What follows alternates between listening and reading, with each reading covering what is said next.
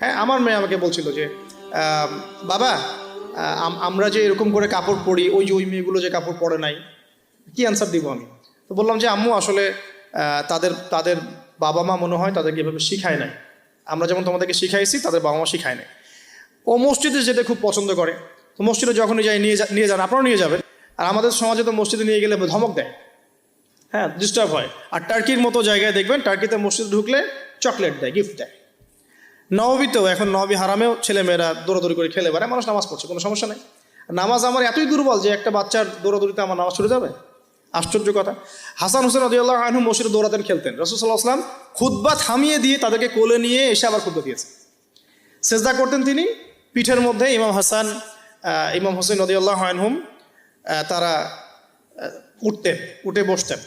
তিনি সেজদা লম্বা করতেন যাতে তাদের ডিস্টার্ব না হয় খেলাধুলা।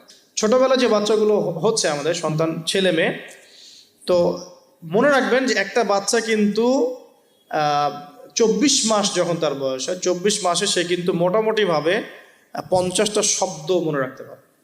যখন তার বয়স 3 বছর হবে তখন কিন্তু মোটামুটি 200 শব্দ সে মনে রাখতে পারে।